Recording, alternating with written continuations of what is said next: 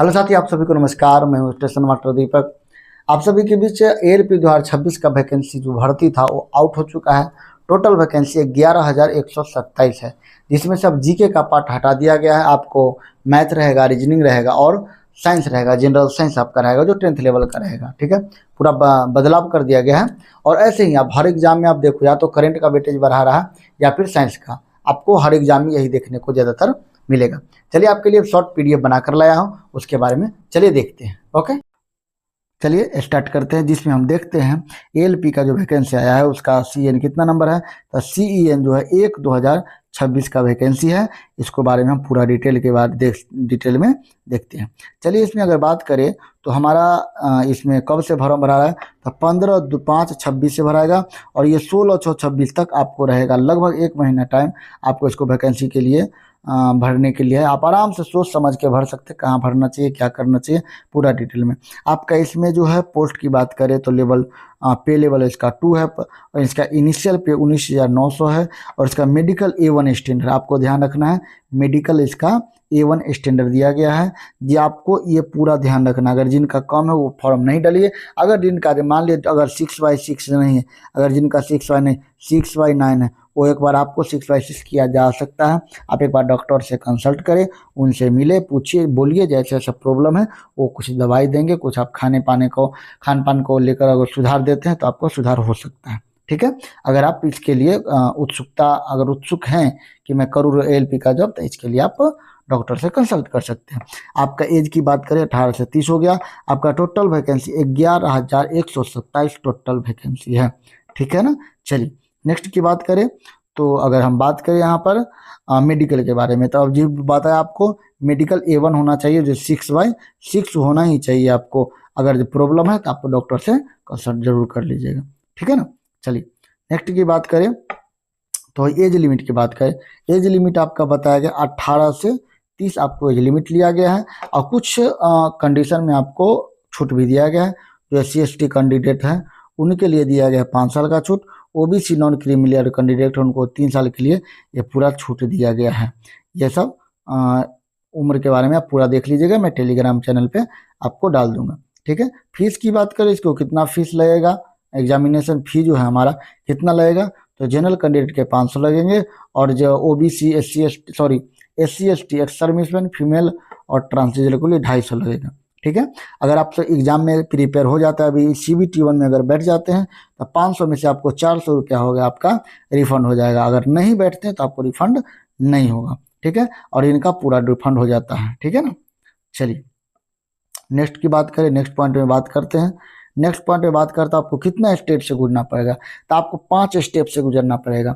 जिसमें एक आपका हो जाएगा CBT1 हो जाएगा, फिर आपका हो जाएगा CBT2 हो जाएगा, फिर CBAT बोले तो साइको टेस्ट हो जाएगा, फिर आपको एक DV में गुजरना पड़ेगा, फिर आपको लास्ट में आपको मेडिकल होगा। उस सब ये स्टेप से आप गुजरने के बाद आप उसमें फाइनल सिलेक्शन ले पाते हैं। ठीक है, चलिए नेक्स्ट अब बात करें CBT1 के एग्जाम के बारे में। तो CBT1 में बहुत बड़ा बदलाव कर दिया गया है, आपको बात करते हैं। जिसमें आपको देखिए CBT1 आपको सिर्फ क्वालिफाइंग है। आपको CBT1 अगर क्वालिफाई करते हैं तो CBT2 में आप बैठ सकते हैं। तो उसके लिए जो बात करें तो CBT1 में पूरा 75 क्वेश्चन रहता है, 60 मिनट का आपको टाइम दिया जाता है और 75 क्वेश्चन रहता है। और 75 क्वेश्चन पर मार्क पर एक क्वेश्चन का 1 नंबर मिलता है। पर क्वेश्चन पे 1 नंबर मतलब 75 नंबर का रहता है। ये बात को आपको ध्यान रखना है। 1/3 इसमें निगेटिव है, इस बात को आपको ध्यान रखना है।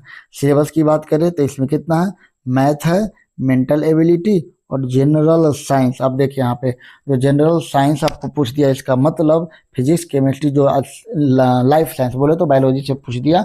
इसका मतलब हिस्ट्री ज्योग्राफी पॉलिटी को पूरा सफाया कर दिया। आपको साइंस पर ध्यान देने की जरूरत है। अब हर एग्जाम में करंट से ज़्यादा उठा रहा है। GK GS पर जो भी है आपको जो GK वाला पार्ट होता है उसको हटा रहा है। हिस्ट्री ज्योग्राफी पॉलिटी को साइड कर रहा है। आप जनरल साइंस से ले रहा है या फिर करंट अफेयर पर ज़्यादा फोकस कर रहा है, ये बात आपको ध्यान रखना है। तो इस सब पर बहुत अच्छी ध्यान रखें। अभी एग्जाम में इस सब पर हर एग्जाम के लिए अभी सब एप्लीकेबल होगा, ये बात आपको ध्यान लेकर चलना पड़ेगा। ठीक है ना। अगला देखिए CBT2 की बात करें तो जैसे CBT1 में कितना आदमी को बच्चे को बुलाया जाएगा CBT2 में, तो CBT1 जो बच्चा देंगे तो उसको 15 गुना जो है ना रिजल्ट आपको दिया जाएगा CBT2 में बैठने के लिए। ठीक है ना। जितना 11,127 वैकेंसी है उसका 15 गुना बच्चे CBT 2 में बैठेंगे। CBT 2 में आने के बाद दो इनको एग्जाम देना पड़ेगा, पार्ट ए और पार्ट बी करके। एक ही दिन दोनों एग्जाम एक ही दिन हो जाएगा, जिसमें आपका 2 घंटा 30 मिनट का ड्यूरेशन रहेगा, जिसमें पार्ट एक में रहेगा 90 मिनट का रहेगा। पार्ट ए में कितना रहेगा 90 मिनट और 100 क्वेश्चन रहेगा, ठीक है ना। और पार्ट बी में रहेगा आपका 60 मिनट रहेगा, जिसमें आपका 75 क्वेश्चन रहेगा, ठीक है ना। और 1/3 मार्किंग भी इसमें रहेगा। आपको ये बात को ध्यान लेकर चलना, ये भूलना नहीं है, ठीक है ना। और पार्ट बी में आपको ध्यान रखना है कि पार्ट बी में जो है आपको सिर्फ क्वालिफाइंग है, कितना मार्क्स लाना है 35%। याद रखना आपको 35% ही लाना है पार्ट बी में, ठीक है ना। पार्ट ए के सिलेबस की बात करें तो पार्ट ए का सिलेबस आपका हो जाएगा यहाँ पर मैथ जो हो जाएगा आपका, जनरल साइंस इंटेलिजेंस हो जाएगा, बेसिक साइंस एंड इंजीनियरिंग हो जाएगा, ठीक है ना। तो यहाँ भी देखिए आपका जीके का पार्ट गायब है, ठीक है ना। उतना दिक्कत नहीं रहना, आपको साइंस को ध्यान रखना है, साइंस पढ़ाई करिए, ठीक है ना। पार्ट बी के बात करें, पार्ट बी में बात करें तो वही आपको चूज कर सकते हैं, आपका जो भी क्वालिफिकेशन, आपका जो भी कैंडिडेट है, जो आप अगर मान लिया ITI किए हुए हैं, 10th प्लस ITI किए हुए हैं, कोई इंजीनियरिंग किए हुए हैं, तो आप अपना हिसाब से electrical engineering combination of stream electrical engineer आप अगर कर रखे हैं तो उसमें से आप इलेक्ट्रीशियन चूज सकते हैं, इंस्ट्रूमेंट मैकेनिक, एनवायरनमेंट, ये सब बहुत सारे आपको दिया गया है, ये आप सब देख सकते हैं। और इसमें से आप चूज करके उसी से आपको एग्जाम में पूछा जाएगा, ठीक है ना। चलिए अब बात करते हैं CBAT के। CBAT के लिए क्या होगा, जैसे CBT 2 में जो भी बच्चे पास होंगे वो कितना बच्चा साइको में बैठेंगे, तो लगभग 8 गुना 8th टाइम जो है बच्चे CBAT के लिए बुलाया जाएगा, मतलब साइको टेस्ट के लिए 8 गुना, क्योंकि बहुत सारे बच्चे होते हैं ना साइको में फेल करते हैं, तो CBT 2 से साइको में 8 गुना बच्चे को बुलाया जाएगा।